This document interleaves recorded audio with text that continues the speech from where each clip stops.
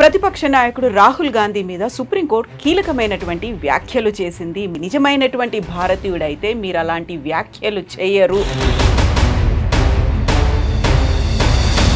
భారత్ జోడో యాత్ర 2022లో జరిగింది. ఆ మాటలు ఇప్పుడు ఎందుకు ప్రకంపనలు కల్పిస్తున్నాయి?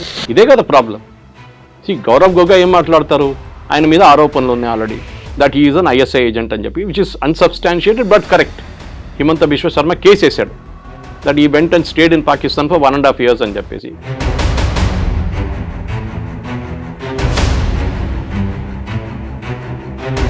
కేవలం ఆర్మీ గురించి మాట్లాడటమే కాదు, చైనా వచ్చి మన దగ్గర ఆక్రమించుకుంటే మన వాళ్ళు ఏం చేస్తున్నారు అనేటువంటి వ్యాఖ్యలతో పాటుగా హ్యాకింగ్ అనేది జరిగింది,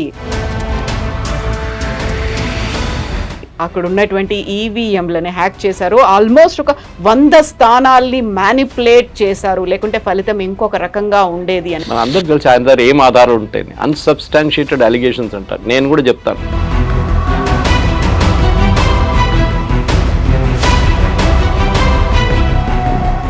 "17 years వాళ్ళ ఫ్యామిలీకి luckily army stood by them.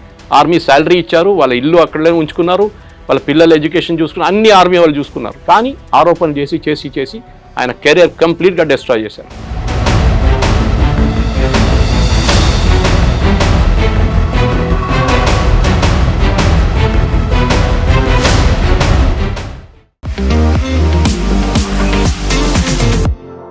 నమస్తే, నేను Kavitha. Welcome to I Dream News and నిజాలు. ప్రతిపక్ష నాయకుడు రాహుల్ గాంధీ మీద సుప్రీంకోర్టు కీలకమైనటువంటి వ్యాఖ్యలు చేసింది, మండిపడింది. నిజమైనటువంటి భారతీయుడైతే మీరు అలాంటి వ్యాఖ్యలు చేయరు అంటూ మరొక మారు అలాంటి వ్యాఖ్యలు చేయకూడదు అంటూ కూడా సుప్రీంకోర్టు కీలక కామెంట్స్ చేసింది. యాక్చువల్గా భారత్ జోడో యాత్రలో ఏం జరిగింది, ఎందుకని ఆర్మీ మీద అలాంటి కామెంట్స్ చేయాల్సి వచ్చింది? చైనా 2000 కిలోమీటర్ల భూభాగాన్ని భారతదేశానికి సంబంధించి ఆక్రమించిందా? మనతో పాటుగా ఉన్నారు సీనియర్ జర్నలిస్ట్ సురేష్ కొచ్చాతిల్ గారు. సురేష్ గారు నమస్కారం అండి.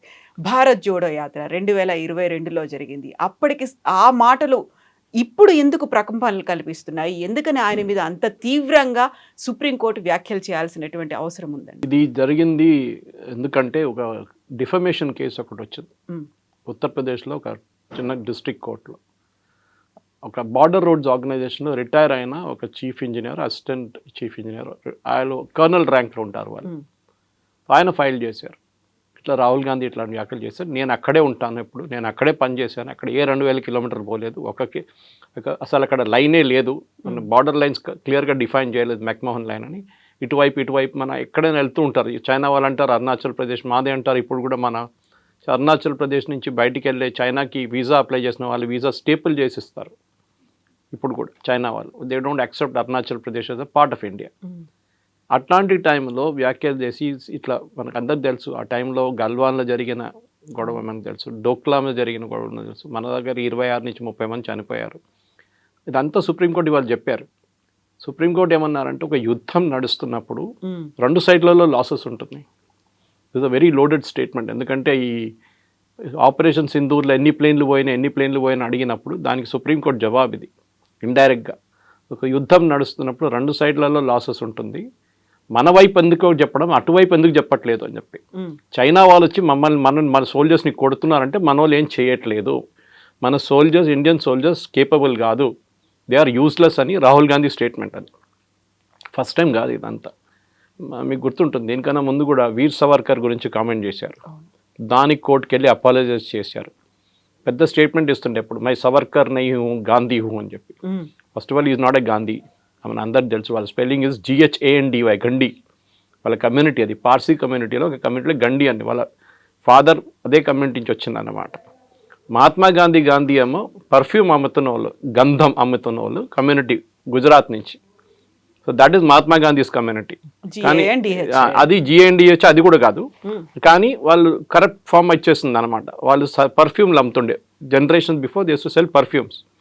మన దగ్గర అత్తర్లు అమ్ముతారు చూడండి, అట్లాంటి పర్ఫ్యూమ్స్ అమ్ముతుంటే కమ్యూనిటీ పేరు గంధం అమ్ముతున్న వాళ్ళు గంధీ అని వచ్చి అది గాంధీ అయిపోయింది. ఇటువైపు అమ్మ గండి. సో ఎనీవే మనం పక్కన పెడదాం, ఎందుకంటే that issue sorted out. Because Indira Gandhi ఒకసారి గురువాయూర్ టెంపుల్కి వెళ్ళినప్పుడు ఆమెకు లోన్ పోలేదు. She was the prime minister, she was not allowed inside. The priest very clearly said, you are a Parsi, you cannot come inside, so you are out. But నేను గాంధీని సవర్కర్ కాదని చెప్పేది, సవర్కర్ అనుభవించిన 100th పనిష్మెంట్ కూడా రాహుల్ గాంధీ ఒక రోజు కూడా తట్టుకోలేకు. పెద్ద పెద్ద మాటలు అంటాడు, born with silver spoon in his mouth, licence లేకుండా మాట్లాడుతూ. ఇప్పుడు ఫస్ట్ టైం నేను డైలీ ఆల్మోస్ట్ రాహుల్ గాంధీని ట్విట్టర్లో ట్యాకిల్ చేస్తాను. అబద్ధాల మీద అబద్ధాలు చెప్తారు. అంటే షిఫ్టింగ్ గోల్ పోస్ట్ అంటాం మన ఇంగ్లీష్లో.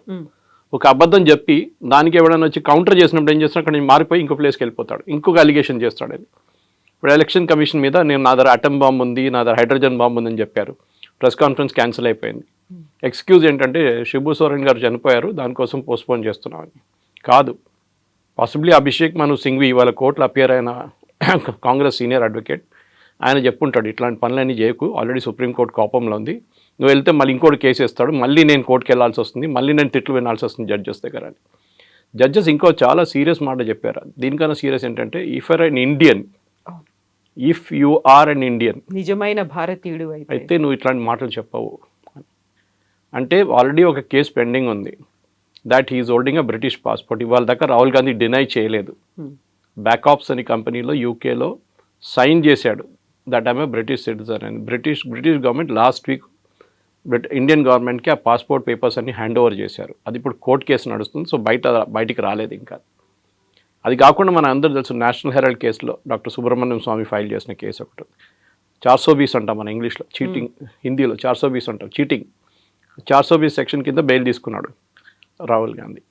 ఒక హిస్టరీ ఉంది ఆయనకి, అంటే ఒక సెన్స్ ఆఫ్ ఎంటైటిల్మెంట్ అంటాం. మనం ముందు మన రాజులంతా ఉన్నప్పుడు వాళ్ళని నన్ను ఏం చేయలేరు, నా కొడుకు వాడిని కూడా మీరు ఏం చేయలేరు, ఎందుకంటే వాడు రాజు. ఈ యాటిట్యూడ్ రాహుల్ గాంధీకి ఉంది. నన్ను ఎవరిని ఏం చేయకూడదు, మోదీని విపరీతంగా తిడతారు, అమిత్ షాని తిడతారు, అన్నీ చెప్తారు. ముందు 2002 అని చెప్పుకుంటూ పోయింది, తర్వాత కోర్టు నుంచి అది కూడా ఒక టక్క వచ్చింది, దాది బంద్ అయిపోయింది బిజినెస్ ఇప్పుడు. దాని తర్వాత మీరు చూసుంటారు, ఆర్ఎస్ఎస్ మీద ఒక ఆరోపణ చేశారు. ఆర్ఎస్ఎస్ మన మహాత్మా గాంధీ అసాసినేషన్తో లింక్డ్ అని చెప్తే వాళ్ళు కేసు ఫైల్ చేస్తే మహారాష్ట్రలో మళ్ళీ అక్కడ వెళ్ళి అపాలజైజ్ చేశాడు, ఐఎమ్ సారీ అని చెప్పి. ఇదే పార్టీ లీడర్ దీక్షిత్, మనకందరూ తెలుసు, షీలా దీక్షిత్ కొడుకు, ఫార్మర్ ఆర్మీ చీఫ్, అంటే అప్పుడు సర్వింగ్ ఆర్మీ చీఫ్ని సడక్క గుండా అని పిలిచారు. అంటే వీళ్ళకి ఒక కాన్స్టెంట్ థీమ్ అంటే ఈ పార్టీలో ఆర్మ్ ఫోర్సెస్ని రెస్పెక్ట్ చేయరు. లేకుండా ఆలోచించండి, పాకిస్తాన్తో జరిగిన ఆపరేషన్ సింధూర్లో ఇవాళ దాకా రాహుల్ గాంధీ ఈ ప్రశ్న అడగలేదు, పాకిస్తాన్ది ఎన్ని ప్లేన్లు పోయినాయని. మన దేశంలో ఎన్ని ప్లేన్లు పోయినాయి ఆయనకు తెలియాలి. పాకిస్తాన్తో ఎంత అసెట్స్ డ్యామేజ్ అయింది అది చెప్పట్లేదు, వాళ్ళే చెప్పారు, మాది ఇన్ని అసెట్స్ పోయినాయి, అబాక్స్ పోయినాయి, మాది హ్యాంగర్ మీద కొట్టారు, అన్నీ చెప్పారు, రన్వే మీద కొట్టారు, వాళ్ళే అంగీకరించారు. కానీ రాహుల్ గాంధీ అది యాక్సెప్ట్ చేయట్లేదు. దీనికన్నా ముందు కూడా మీకు గుర్తుంటుంది, అక్కడ బాలాకోట్ స్ట్రైక్ జరిగినప్పుడు అక్కడ కొంచెం చెట్లు కొట్టేశారని చెప్పాడు రాహుల్ గాంధీ. అదే స్టేట్మెంట్ పాకిస్తాన్ వాళ్ళు చెప్పారు, అక్కడ ఏం జరగలేదు, చెట్లు కొట్టారు. తర్వాత తెలిసింది 300 మంది చనిపోయారు టెర్రరిస్ట్ అని. అక్కడ కొంచెం ట్రైనింగ్ క్యాంప్ ఉండేది, స్పెసిఫిక్ ఇన్ఫర్మేషన్తో కొట్టారు. ఇప్పుడు రీసెంట్ కొట్టినట్టు సింధూర్ లాగా అది కూడా కొట్టారు. ఒక డిఫరెన్స్ ఏంటంటే we had to enter Pakistan. మన దగ్గర అప్పుడు రఫేల్ లేకుండే, రఫేల్లో ఉన్న మిసైల్స్ ఉంటే మనకి పాకిస్తాన్ ఎంటర్ చేయక్కర్లేదు, ఈసారి చేసినట్టు షూట్ అండ్ స్కూట్ చేయొచ్చు. ఇండియా టెరిటరీ నుండి 300 కిలోమీటర్ దాకా మనం కొట్టచ్చు మిసైల్, అది వెళ్ళిపోతుంది ఆ డైరెక్షన్లో. కానీ ఈ రాహుల్ గాంధీ చేస్తున్న ఒక్కొక్క స్టేట్మెంట్కి ఇర్రెస్పాన్సిబిలిటీ. ఎందుకంటే మీకు గుర్తుంటుంది, ఒక మన్మోహన్ సింగ్ గవర్నమెంట్ ఒక డెసిషన్ తీసుకున్నారు పొలిటీషియన్స్ గురించి, వాళ్ళ కేసుల గురించి ఒక క్యాబినెట్ డెసిషన్ తీసుకున్నప్పుడు కాన్స్టిట్యూషన్ క్లబ్ ఢిల్లీలో ప్రెస్ కాన్ఫరెన్స్ నడుస్తున్నప్పుడు కాంగ్రెస్ వాళ్ళది, అక్కడ వచ్చి ఆ బిల్ని చింపేశారు రాహుల్ గాంధీ అందరి ముందు. Is nobody, he was only an MP. ఆ ఎంపీ కూడా he tore a paper and threw it. I think the time he last, అప్పుడు ఎంపీ కాదనుకుంటాను నేను, మన్మోహన్ సింగ్ టైంలో చింపేసి పడేశారు. ఒక కాన్స్టిట్యూషన్ అమెరికా క్యాబినెట్ పాస్ చేసిన రెజల్యూషన్ని ప్రెస్ కాన్ఫరెన్స్లో వస్తే నేను చాలా పెద్ద మనిషిని, నేను మన్మోహన్ సింగ్ ఎవడు అని చెప్పి చించి పడేశారు మొత్తం పేపర్ని. ఇది ఆలోచించండి, this is the common attitude. ఒక బాడీ లాంగ్వేజ్ చూస్తే తెలిసిపోతుంది, యారగెంట్. నిన్న చాలా మంచి ఇంట్రెస్టింగ్ వీడియో కూడా వచ్చింది, చూసుంటారు మీరు. The famous British or American psychologist, నాకు ఎగ్జాక్ట్లీ గుర్తులేదు, British or one famous psychologist, చాలా ఫేమస్ ఆయన. ఆయన ఏం చేస్తారంటే అందరు బాడీ లాంగ్వేజ్ స్టడీ చేస్తారు పొలిటీషియన్స్, అండ్ కరెక్ట్గా వస్తుంది అది. So Rahul Gandhi body language పార్లమెంట్లో లాస్ట్ వీక్ జరిగిన డిబేట్లో ఆయన అనలైజ్ చేశారు, అది చూడండి మీరు ఒకసారి. ఈ saying it's a put on show. డ్రామాలో ఎట్లా యాక్ట్ చేస్తారో exactly is acting like that. ముందే ఇంట్లో ప్రాక్టీస్ చేసుకోవచ్చని చేస్తున్నట్లు ఉన్నాడు అని చెప్పేసి. సో వీళ్ళందరూ ఈ మీడియా వాళ్ళు కూడా చాలా మట్టి కొనుక్కున్నారనుకోండి వాళ్ళ మీడియా. ఎందుకంటే Rajdeep Sardesai wife Sagarika Ghosh is MP, TMC MP. ఇటువైపు మీకు గుర్తుంటుంది డ్యూరింగ్ కాంగ్రెస్ టైం రాజ్దీప్ సర్దేశాయ్, శేఖర్ గుప్తా, బర్ఖా దత్ వీళ్ళకందరికి పద్మ అవార్డులు ఇచ్చారు. అది ఎందుకు ఇచ్చారో మనందరికి తెలుసు, వాళ్ళు కొనుక్కున్నారు ఓపెన్గా. అట్ ద సేమ్ టైం ఇప్పుడు చూడండి అన్ని ఆర్టికల్స్ కాంగ్రెస్ వాళ్ళు రాస్తున్న అన్ని ఆర్టికల్స్ ఇండియన్ ఎక్స్ప్రెస్లో వస్తుంది, ఏ పేపర్లో రావట్లేదు. అంటే ఐదర్ వాళ్ళు కొనుక్కున్నారు లేకుంటే స్పాన్సర్డ్ ఆర్టికల్ ఉండొచ్చు. Anyway will come back to this case. ఈ కేసులో కూడా సుప్రీంకోర్టు చాలా క్లియర్ ఏం చెప్పారంటే, మీరు ఆపోజిషన్ లీడర్గా ఉన్నప్పుడు you can speak in the parliament, మీకు అక్కడ ప్రొటెక్షన్ కూడా ఉంది. పార్లమెంట్లో ఒక ప్రొటెక్షన్ ఏంటంటే, మీరు పార్లమెంట్లో ఏం మాట్లాడినా అది అసెంబ్లీలో కూడా అంతే రికార్డ్ మీకు రికార్డ్ ఒకటి. Second you won't get, nobody can file a case against you. మీరు పార్లమెంట్లో చెప్పాను ఒక ప్రివిలేజ్ ఉంది మీకు, అది ఒక ప్రొటెక్షన్ ఉంది. నేను యాజ్ అ మ్యాటర్ ఆఫ్ డిబేట్లో మాట్లాడుతూ చెప్పారు, unless the speaker or chairman తీసేసిన రికార్డ్ తీయకుంటే అది అక్కడే ఉంటుంది. సో దానికోసం చూసుంటారు మీరు చాలా మటుకు హోమ్ మినిస్టర్ కానీ మోదీ గారు కానీ ఎవరైనా పార్లమెంట్లో మాట్లాడినప్పుడు దాని కేసులు తీసుకోరు, ఏ కోర్టు తీసుకోరు కేసెస్. కానీ మీరు సోషల్ మీడియా ఎందుకు యూజ్ చేస్తున్నారని అడిగారు రాహుల్ గాంధీ గారు. బీజేపీ సోషల్ మీడియా కూడా తక్కువేం కాదు, కానీ ఐఎన్సీ కేరళ అని చెప్పి ఒక ట్విట్టర్ హ్యాండిల్ ఉంది, మీరు చూడాలి. హారబుల్ అంటే మోదీ గారు అమ్మగారి నుంచి అందరిని తిడతారు వాళ్ళు పొద్దున్న లేవగానే. అంత I mean third rate stuff అనమాట. కానీ వాళ్ళ గురించి ఒక్క మాట కూడా రాహుల్ గాంధీ చెప్పారు. Supriya Shrinate suppose with the head of social media cell, ఆమె రీట్వీట్ చేస్తుంది అదంతా. ఇప్పుడు దాకా 3 సార్లు వార్నింగ్ ఇచ్చిన తర్వాత తీసేశారు ఒక్కొక్క ట్వీట్ వాళ్ళు. సో ఓవరాల్గా చూస్తే ఏంటంటే రాహుల్ గాంధీకి జ్యుడిషియరీ కానీ ఎగ్జిక్యూటివ్ కానీ లెజిస్లేటర్తో ఏం సంబంధం లేదు. మీకు గుర్తుంటుంది ఆయన పార్లమెంట్కి ఒకసారి వచ్చిన టీ-షర్ట్ వేసుకొని వచ్చారు. The speaker had to remind them, normal procedure is full hand వేసుకోవాలి పార్లమెంట్లో. ఇప్పుడు మీరు చూడండి ఎవరైనా MPs they wear full hand, nobody wears a half hand shirt. అది ప్రొసీజర్. అది ఈవెన్ కోర్టుకి వెళ్తే కూడా చూడండి ఫుల్ హ్యాండ్ షర్ట్ వేసుకోవాలి. మనం రిమైండ్ చేయాల్సి వచ్చింది. ఏంటంటే అక్కడ వచ్చి మసలు చేపిస్తున్నట్లు అట్లా ఎంటైటిల్మెంట్ అన్నమాట. నేను కూర్చున్నప్పుడు ఆ రోజు చూస్తుంటారు మీ డిబేట్లో ఇట్లా చేయబెట్టాడు.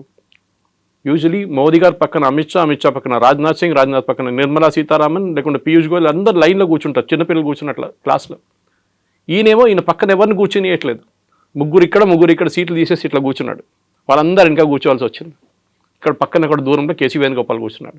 That body language, that day I tweeted, this body language is extremely danger. ఒక అరెగెన్స్, అది ఇవాళ సుప్రీంకోర్టు తీసుకొచ్చి కింద పడేశారు.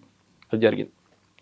సో ఇప్పుడు కేవలం ఆర్మీ గురించి మాట్లాడటమే కాదు, చైనా వచ్చి మన దగ్గర ఆక్రమించుకుంటే మన వాళ్ళు ఏం చేస్తున్నారు అనేటువంటి వ్యాఖ్యలతో పాటుగా హ్యాకింగ్ అనేది జరిగింది. అక్కడ ఉన్నటువంటి ఈవీఎంలని హ్యాక్ చేశారు. ఆల్మోస్ట్ ఒక 100 స్థానాల్ని మ్యానిపులేట్ చేశారు, లేకుంటే ఫలితం ఇంకొక రకంగా ఉండేది అనేది ఒక దేశమంతా ఆలోచించుకునేలా చేసింది, మాట్లాడుకునేలా చేసింది. నిజంగా అది జరిగిందా అనేది దానికి సంబంధించే కదా నేను ఒక బాంబు లాంటిది నేను బయట పెట్టబోతున్నాను, నా దగ్గర ఆధారాలు ఉన్నాయి అనేటువంటి మాట. మన అందరికి తెలిసి ఆయన దగ్గర ఏం ఆధారం ఉంటాయి, అన్సబ్స్టాన్షియేటెడ్ అలిగేషన్స్ అంటారు. నేను కూడా చెప్తాను, తెలంగాణలో అన్ని అసెంబ్లీ కాన్స్టిట్యున్సీలో హ్యాకింగ్ జరిగింది, దానికోసం రేవంత్ రెడ్డి ముఖ్యమంత్రి అయ్యండి. యాక్సెప్ట్ చేస్తారా? అప్పుడంతగా తెలంగాణలో బాగానే జరిగింది, కర్ణాటకలో బాగా జరిగింది, మిగతా place. First of all EVM machines hack చేయలేరు. అది ఎన్నోసార్లు ఎలక్షన్ కమిషన్ ప్రూవ్ చేశారు, ఛాలెంజ్ చేశారు కాంగ్రెస్ వాళ్ళని. రండి మీరు కాదు మాకు ఇవ్వండి, మీరు ఇంటికి తీసుకెళ్తా అని చెప్పండి అరవింద్ కేజ్రీవాల్. ఇంటికి తీసుకెళ్ళి మీరు ఏమైనా చేసుకుంటారు కదా, మా ముందు పెడుతున్నాం, రోజంతా కూర్చోండి ఇక్కడ, మేము మీకు చాయ్ పెడతాము, బిస్కెట్లు పెడతాము, లంచ్ పెడతాము, డిన్నర్ పెడతాం, మీరు హ్యాక్ చేయండి. యాక్సెప్ట్ చేయలేదు వాళ్ళు. ఎవడో ఫారిన్ కంట్రీలో కూర్చొని ఒక ఈవీఎం లాగా తయారు చేసి దాన్ని హ్యాక్ చేసి చూపించాడు. ఫస్ట్ ఆఫ్ ఆల్ ఇంటర్నెట్కి కనెక్టెడ్ ఉండాలి హ్యాకింగ్ జరగాలంటే. రెండవది ఎలక్షన్ మిషన్ని, ఆ ఈవీఎం మిషన్ని తీసుకున్నప్పుడు క్యాండిడేట్ పేరు ఉండదు దాని మీద. వీళ్ళందరూ తీసుకెళ్ళి బూత్కి వెళ్ళి ఆ రోజు సాయంత్రం క్యాండిడేట్ లిస్ట్ దాంట్లో లోపల ఇన్సర్ట్ చేస్తారు. మూడవది ఎలక్షన్ జరిగే ముందు గంట సేపు ముందు మొత్తం మిషన్ టెస్ట్ చేస్తారు. ఎలక్షన్ ఏజెంట్స్ ముందు ఈ అన్ని పార్టీలతో సహా టెస్ట్ చేస్తారు.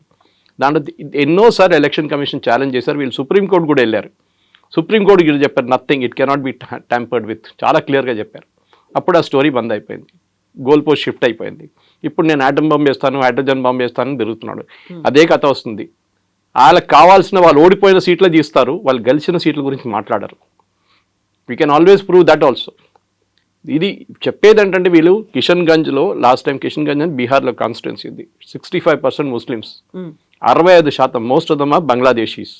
అక్కడి నుంచి వచ్చి ఇల్లీగల్గా సెటిల్ చేసుకుంటుంది. కిషన్గంజ్ వెస్ట్ బెంగాల్ పక్కన ఉంటుందన్నమాట. అక్కడ సెటిల్ అయిపోయారు. ఇప్పుడు ఫస్ట్ ఆ కాన్స్టిట్యున్సీలో ముస్లిమ్స్ 10% కూడా లేకుండే, ఇప్పుడు 65% ముస్లిమ్స్ అయిపోయారు. With in a matter of 20 years. అంటే 4 లోక్సభ ఎలక్షన్ జరిగే టైంలో 5 లోక్సభ మారిపోయింది, ప్రొఫైల్ మారిపోయింది కాన్స్టిట్యున్సీ. అక్కడ మొన్న చేసినప్పుడు తెలిసింది ఏంటంటే ఒకరికి 3 కార్డులు, ఒకరికి 2 కార్డులు, ఒకటి 5 కార్డులు ఉన్నాయి అక్కడ. దానికోసం పాపులేషన్ కూడా మారిపోయింది, డెమోగ్రఫిక్ మారిపోయింది. రాహుల్ గాంధీ చెప్తున్నారు కదా చైనా వాళ్ళు వచ్చి తీసుకెళ్లారు. ఇవి కిషన్ గాంధీ చూసుకుంటే తెలిసిపోతుంది మీకు ఎందుకు జరుగుతుంది అదని. నేను ట్యాంపర్ చేశాను చెప్తున్నా. ఇది tampering is because illegal voting is there. మీరు మహారాష్ట్రలో ట్యాంపరింగ్ అన్నారు, ఏమైంది?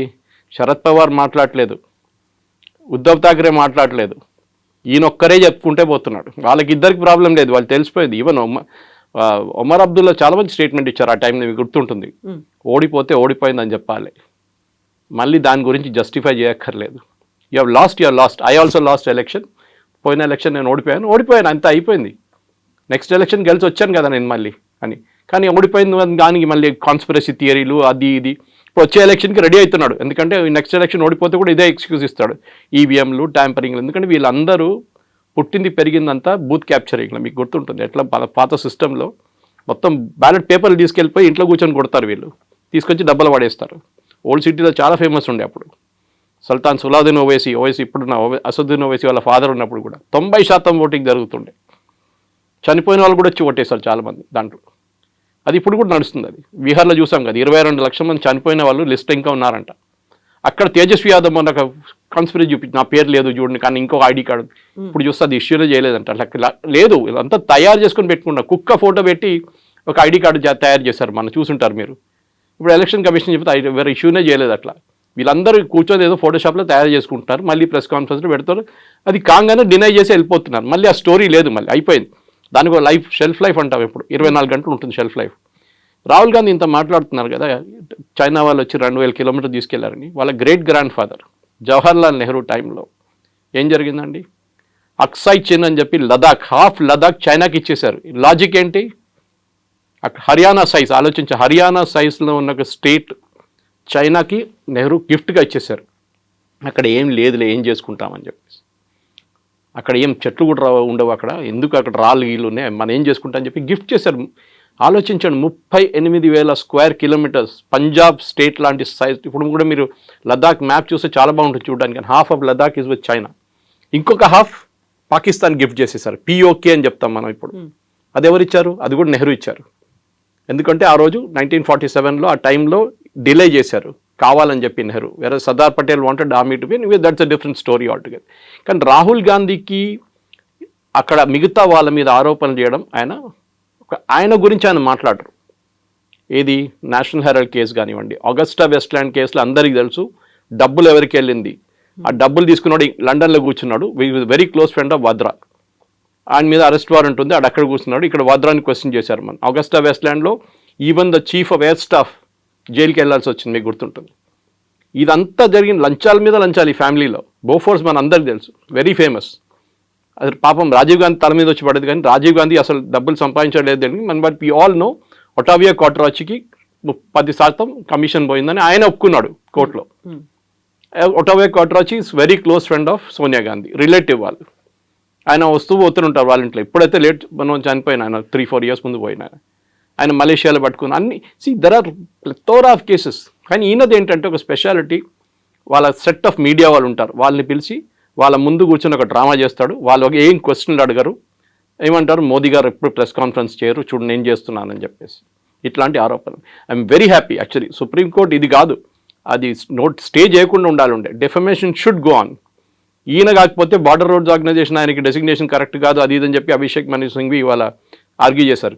తప్పని చెప్పట్లేదు, ఆయనకి ఏమైంది దీన్ని చైనా తీసుకెళ్లారంటే ఒక బార్డర్ రోడ్స్ ఆర్గనైజేషన్ మనిషికి ఏమైందని అడుగుతున్నారు. How is he related to the case?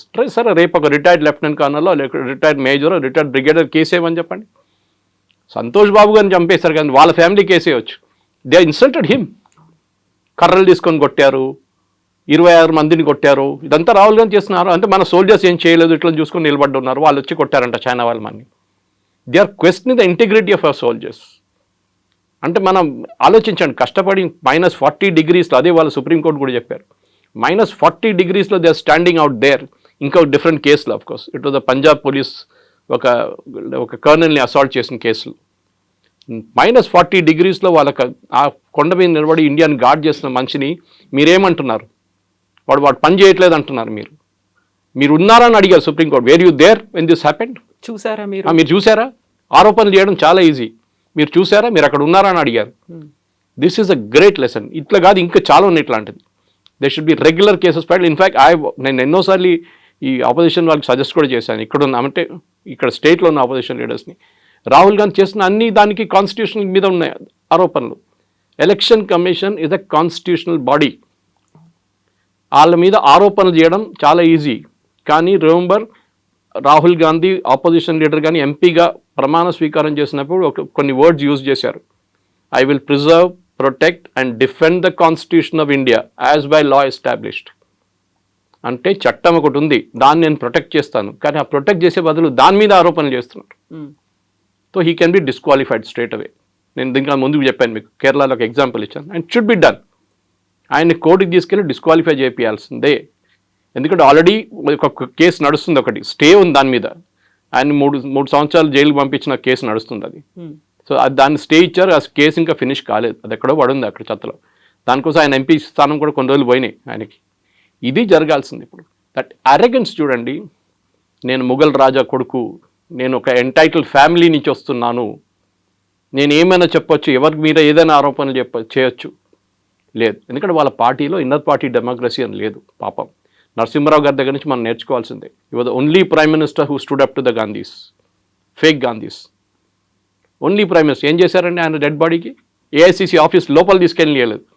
మాజీ ప్రధానమంత్రి, ఢిల్లీలో సంజయ్ గాంధీకి ఒక సమాధి ఉంది పెద్దది. What post did Sanjay Gandhi hold అండి? What post? మినిస్టర్గా ఉన్నారా? ప్రైమ్ మినిస్టర్గా ఉన్నారా? జస్ట్ బికాజ్ ఈ ఫ్యామిలీతో కనెక్షన్ చెప్పేసి పెద్ద సమాధి కట్టారు. నరసింహరావు గారిని తీసుకొచ్చి ఇక్కడ నెక్లెస్ రోడ్ కాడ వీ నో వాట్ హ్యాపెండ్, రాత్రి ఏం జరిగింది, కుక్కలు ఏం చేశారని మన అందరికి తెలుసు. This is what I'm saying. వాళ్ళ సీతారాం కేసరిని టాయిలెట్ లోపల లాక్ చేసిన ఇన్సిడెంట్ మీకు తెలుసు.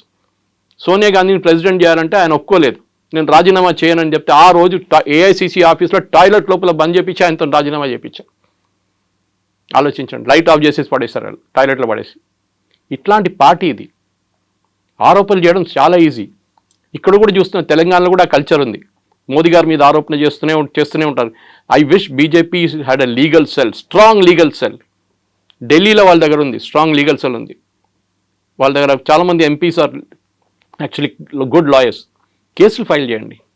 మీరు హెల్తీ డిబేట్ కావాలని డెమోక్రసీలో లేదని చెప్పట్లేదు. కానీ సుప్రీంకోర్టు చెప్పినట్ల లేనిపోయిన ఆరోపణలు చేయడం, రఫాయల్ పోయిందని ఇక్కడ రేవంత్ రెడ్డి కూడా రిపీట్ చేశారు. We should file a case against it. What proof do you have? మీరు అక్కడ ఉన్నారా రఫాయల్ పడినప్పుడు? చూసారా మీరు రఫాయల్ ఎట్లా ఉంటుంది మీకు తెలుసా? ఫస్ట్ ఆఫ్ ఆల్ ఏ పోయిన ఆరోపణలు ఏంటండి? యూఆర్ డిమారలైజింగ్ ఆ సోల్జర్స్. వాళ్ళ టార్గెట్ సోల్జర్స్ కాదు, వాళ్ళ టార్గెట్ మోదీ. సోల్జర్ని కొట్టారంటే మోదీ ఇన్ఎఫెక్టివ్, మోదీ అని చేయట్లేదు. చైనా మీద భజన చేస్తుంటారు. మీరు నో వన్ థింగ్, మీరు చూస్తుంటారు ఫేమస్ సిగ్నేచర్ చేస్తున్న రాహుల్ గాంధీ జీ జింగ్పిన్తో నాకు సైన్ చేస్తున్న ఒక అగ్రిమెంట్ వాళ్ళ టైంలో, వాళ్ళ హయాంలో. సోనియా గాంధీ వెనక నిలబడినారు, జీ జింగ్పిన్ స్టాండింగ్ అండ్ ఈ signing with another Chinese party official. 300 కోట్లు ఇచ్చారండి రాజీవ్ గాంధీ ఫౌండేషన్కి వాళ్ళు, చైనీస్ వాళ్ళు, ఒఫీషియల్ ఆన్ రికార్డ్. ఎందుకు ఇచ్చారండి 300? అడిగితే ఏమంటున్నారంటే రీసెర్చ్ చేయడానికి ఇచ్చారంట. చైనా వాళ్ళు Rajiv Gandhi foundation which is the private trust run by Sonia గాంధీకి 300 కోట్లు ఒఫీషియల్గా ఇచ్చారు. అందరు తెలుసు రఫాల్ని ఎందుకు ఆపారండి, ఇంత ట్రై ఎందుకు చేశారు? Narasimhan Ram Hindu, communist party of India card holding member Rahul Gandhi. Last supreme court ఏం చెప్పారండి? Non sense, nothing in. కానీ మళ్ళీ నిన్న మొదలు పెట్టాడు, రఫాల్ is not a good aircraft, దానికోసం రఫాల్ పాకిస్తాన్ వాళ్ళు కొట్టారని చెప్పి. ఎక్కడ కొట్టారండి పాకిస్తాన్ వాళ్ళు? You are insulting our air force pilots. వాళ్ళ కేపబిలిటీ ఏదని చెప్తున్నారు మీరు. మీరు క్రిటిసైజ్ చేయండి. MiG-21 should be scrapped, it should be done away immediately. నేను కూడా అగ్రీ చేస్తాను. ఫ్లయింగ్ కాఫిన్స్ అంటాం దాన్ని. చాలామంది పైలట్స్ చనిపోయారు. ఎప్పుడో 84లో రిటైర్ చేయాలండి ఎయిర్క్రాఫ్ట్. మనం ఇప్పుడు కూడా మనం సెప్టెంబర్లో we're finally saying good bye to it. కానీ ఇది కాదు. మీరు ఆరోపణ చేసినప్పుడు you should be a responsible person. మీరు ఏదో రోడ్డు మీద తిరుగుతున్న మనిషి కాదు. You are and leader of the opposition. మీరు చెప్పే ఒక్కొక్క మాటని అనలైజ్ చేస్తారు. అది నేను ఎప్పుడు చెప్తాను, పొలిటీషియన్ అడ్వైజ్ చేస్తే నన్ను ఎవరైనా పొలిటీషియన్ కట్టుకుంటే నేను చెప్తాను వాళ్ళకి. కొండా విశ్వేశ్వరరెడ్డి కానివ్వండి, ధర్మపురి అరవింద్ కానివ్వండి, దే ఆర్ ఆల్ రియలీ చాలా కమ్యూనికేటివ్ మనుషులు. నేను ఎప్పుడు చెప్తూనే ఉంటాను వాళ్ళకు కూడా. నేను అడ్వైస్ ఇస్తే చెప్తాను, we should be very careful with data. మనతో డేటా పెట్టుకునే మాట్లాడాలి మనం. We should never go out of that. ఎందుకంటే మీరు ఏదైనా ఆరోపణ చేసినప్పుడు రేవంత్ రెడ్డి మీద ఆరోపణ చేశానండి, డబ్బులు సంపాదించని చెప్పి నేను నాకు ఆరోపణ చేయొచ్చు. Do have a proof? I don't have a proof. నేను చెప్తాను ఏదో ఇంటర్ కనెక్టెడ్ కేసు పెడతాను, అది గుర్తుందా ఎమ్మెల్సీ ఎలక్షన్ కోసం అప్పుడు జరిగిన దాంట్లో డబ్బులు ఇచ్చాడు అది అని చెప్పి ఇంటర్లింక్ చేస్తాం దాన్ని. That is not the right way to do it. ఎవరైనా కానీ ముఖ్యమంత్రి అయినా కానీ ఈ షుడ్ బి రెస్పెక్టెడ్. కానీ మీరు ముఖ్యమంత్రిగా ఉన్నప్పుడు మీరు ఆరోపణ చేయడం, మీరు లీడర్ ఆఫ్ అపోజిషన్ కూడా మీరు ఆరోపణ చేయడంలో ఎస్పెషలీ మన ఆర్మ్ ఫోర్సెస్ మీద వాళ్ళ మొరాల్ దెబ్బతింటుంది. ఇప్పుడు కూడా చూడండి వాళ్ళ మీద కన్సిస్టెంట్గా ఇవాళ కూడా నిన్న కూడా చేశాడు రఫేల్ రఫేల్ రఫేల్ రఫేల్. ఎన్ని ఎకరాట్ పోయింది, ఎన్ని ఎకరాట్ పోయింది, ఒక్క మాట కూడా పాకిస్తాన్ ఎన్ని ప్లేన్లు పోయినా అడగట్లేదు. విచ్ ఇస్ వాట్ నాకు చాలా కోపం వస్తుంది దాని మీద.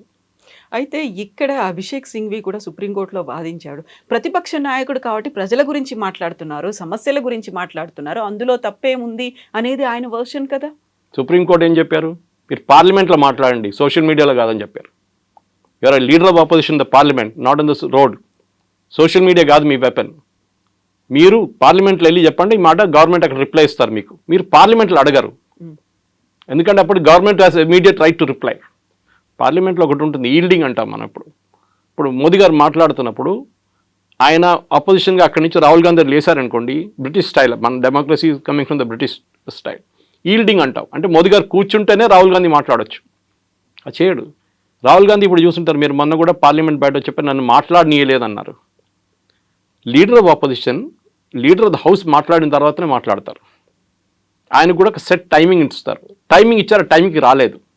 తర్వాత వచ్చి నాకు ఇప్పుడు కావాలండి. ఇప్పుడు ఎట్లయిపోయిందంటే మనం ఈ లైన్లో నిలబడతామని చూడండి, ఒకసారి ఏదైనా సినిమా థియేటర్ కాదు ఇంకెక్కడైనా లైన్లో నిలబడుతున్నప్పుడు రైల్వే స్టేషన్ తీసుకు, ఇప్పుడు అక్కడ కూడా లైన్ లేవు అనుకోండి, ఒకటి సైడ్ నుంచి వచ్చి సడన్గా దూరిపోతాడు లోపలికి. ఏం చేస్తారు అందరు కలిసి, వెనకగలరా అని చెప్తారు అందరు. రాహుల్ గాంధీ ప్రాబ్లం ఇది. ఆయనకు సెన్స్ ఆఫ్ ఎంటైటిల్మెంట్ ఉంటుంది. నేను ఎప్పుడు వచ్చి కూర్చుంటాను నా టేబుల్, నేను అప్పుడే మాట్లాడతాను. అది ఎట్లా ఇస్తారండి? ఆల్రెడీ ప్రొసీజర్ నడుస్తుంది పార్లమెంట్లో. మీ పార్టీకి 2.5 గంటల టైం ఇచ్చారు. మీ లీడర్ ఆఫ్ ఆపోజిషన్ మీరు డిసైడ్ చేయాలి ఎవరికి ఎంత టైం తీసుకుని. మీరు 2.5 గంటలు మాట్లాడుతుంటే మాట్లాడండి, no problem. But you will get only 2.5 hours and that to allocate as per time. మీరు చెప్పాలి ఇన్ని టైం నుంచి ఇంత టైం దాకా వీళ్ళు మాట్లాడతారు, గౌరవ్ గొగోయ్ మాట్లాడతారు, వాళ్ళు మాట్లాడతారు, వీళ్ళు. అది కాదు కదా. వాళ్ళ పార్టీలో కూడా ఇన్ పార్టీ డెమోక్రసీ అంటారు. మొన్న జరిగిన డిబేట్లో Manish Tewari and Shashi Tharoor are not given a chance. Manish Tewari గారు చెప్పారు, మనీష్ తివారీ సమజ్దార్కో ఇషారా కాఫీ, మై సైలెన్స్ విల్ స్పీక్ అన్నారు. మీరు ఒక ఇన్నర్ పార్టీ డెమోక్రసీ మోదీ గారు అందరినీ చేస్తున్నారు, కానీ మీ పార్టీలో ఉన్న 2 of the best leaders, specially Shashi Tharoor, ఆయన మీరు మాట్లాడనీయలేదు మన డిబేట్లో. మీ చెంచాలు అందరినీ పెట్టుకున్నారు లైన్లో. ఇదే కదా ప్రాబ్లం. గౌరవ్ గొగోయ్ ఏం మాట్లాడతారు, ఆయన మీద ఆరోపణలు ఉన్నాయి already, that he is an ISI agent అని చెప్పి, which is unsubstantiated but correct. Himanta Biswa Sarma case వేశాడు, that he went and stayed in Pakistan for 1.5 years అని చెప్పేసి. మరి అందరికి తెలుసు ఆ కేసు ఏంటనేది, అది నడుస్తుంది ఇంకా. కానీ అది కాదు ద పాయింట్ ఇస్, మీరు అక్కడ కూడా పార్లమెంట్లో కూడా ఆరోపణ చేస్తున్నప్పుడు గవర్నమెంట్కి రైట్ ఆఫ్ రిప్లై ఉంటుంది. బయట మోదీ గారి మీద ఆరోపణ చేస్తున్న మోదీ గారు మళ్ళీ వచ్చి ఇంకో ప్రెస్ కాన్ఫరెన్సో లేకుంటే సోషల్ మీడియాలో రిప్లై చేయరు. మాలాంటి వాళ్ళు రిప్లై చేస్తారు వెళ్ళి. అక్కడ బీజేపీ ఐటీసీలు అంతా కూడా ఎఫెక్టివ్ కాదు. మాలాంటి వెళ్ళి డిఫెండ్ చేస్తారు. అప్పుడప్పుడు అమిత్ మాల్వియా గారు స్టేట్మెంట్ ఇస్తారు, నాకు కూడా పంపిస్తారు ఆయన స్క్రీన్ షాట్ దాన్ని, this is what I spoke about అని చెప్పేసి. కానీ కన్సర్టెడ్ ఎఫెక్ట్, ఒక లీడర్ ఆఫ్ అపోజిషన్ నుండి మెచ్యూరిటీ ఉండాలి, ఎమోషనల్ మెచ్యూరిటీ, ఫిజికల్ మెచ్యూరిటీ కాదు. ఎమోషనల్ మెచ్యూరిటీ రాహుల్ గాంధీకి లేదు. ఇప్పుడు కూడా 52, 53 అయింది అంటున్నాడు. కానీ మొన్న సైకాలజిస్ట్ అని అనలైజ్ చేసిన అదే అంటున్నాడు, ఒక 18-year-old పిల్లోడు ఎట్లా బిహేవ్ చేస్తారో అట్లనే బిహేవ్ చేస్తున్నాడు ఈ అబ్బాయి. 53 అయిపోయింది కానీ ఆయనకి మెచ్యూరిటీ రాలేదు ఇంకా. ఆమె అనుకుంటా అంటే నేను ఇట్లా డ్రామా చేస్తే అందరు చూస్తారు, అందరు వా రాహుల్ గాంధీ అంటారు, కానీ ఎలక్షన్లో లాస్ట్ వెళ్ళి మోదీగా ఓటేస్తారు వాళ్ళు. ఇది ప్రాబ్లం. అయితే కేవలం రాహుల్ గాంధీ మాత్రమే కదా, ఆ అదర్ లీడర్స్ కూడా అడుగుతున్నారు, మనం ఎంత నష్టపోయాము, నిజంగానే మనకు ఉన్నటువంటి ఫైటర్ జెట్లను కోల్పోయామా అనే మాట. అదే మాటని ట్రంప్ అన్నారు, అదే మాటని పాకిస్తాన్ చెప్తోంది, అదే మాటని మన వాళ్ళు అడుగుతున్నప్పుడు why there is no answer. Zardari ఏం చెప్పారు మొన్న పాకిస్తాన్ పార్లమెంట్లో, హమారే లోగ్ భారత్ కే పార్లమెంట్ మే బైఠే హై, మా వాళ్ళు భారత్ పార్లమెంట్లో కూర్చున్నారంట. So Hume is hinting at. There are certain secrets చెప్పారండి, ఎప్పుడు చెప్పకూడదు కూడా. 71 వార్లో మనది 65 ప్లేన్లు పోయినాయి. మనది 71 బంగ్లాదేశ్ వార్లో జరిగింది 3 వారాలు అంతే, 65 ప్లేన్లు పోయినాయి. We have lost 600 prisoners of war. పాకిస్తాన్లో వెళ్ళారు, ఒక్కడు కూడా మనకి రిటర్న్ దొరకలేదు ప్రిజనర్స్ ఆఫ్ వార్.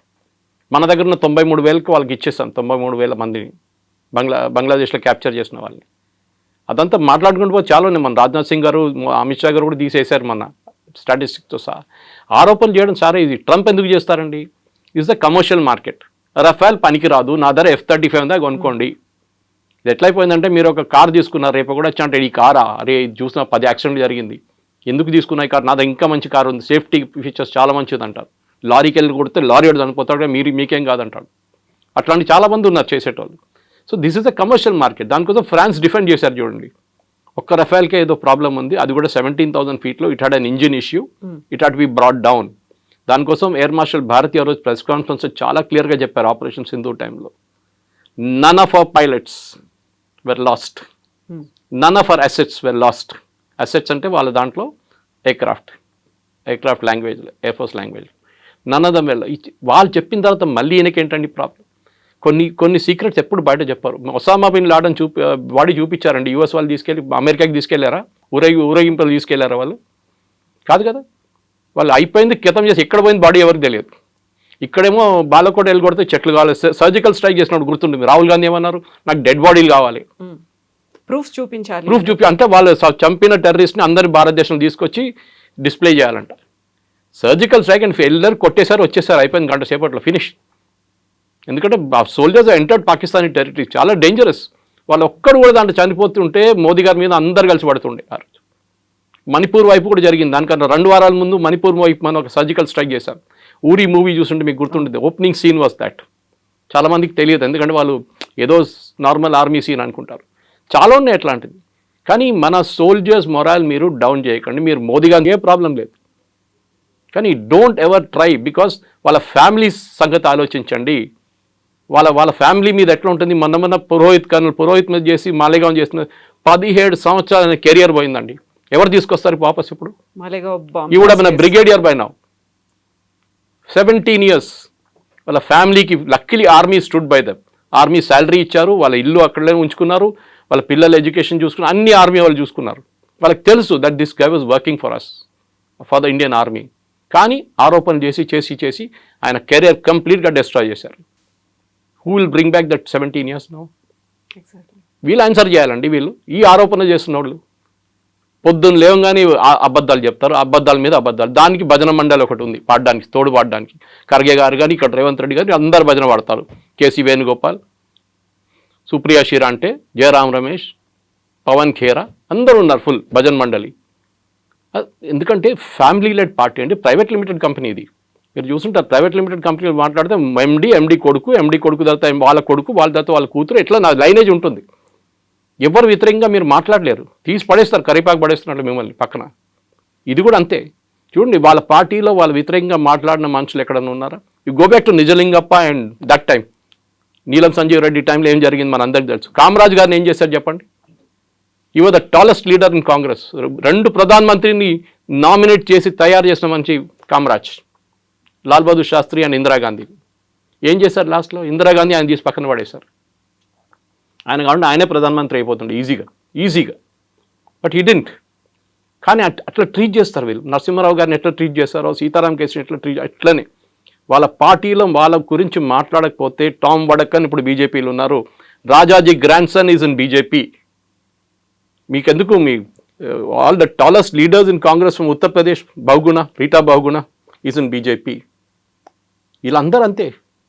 బికాజ్ వీళ్ళ యాటిట్యూడ్ ఏంటంటే మాకు భజన మండలి, మేమేం చెప్తే అదే నిజం. వేదవాక్యం అంటారు చూడండి మా దాంట్లో మలయాళంలో, ఇట్ ఇస్ దట్ ఓన్లీ.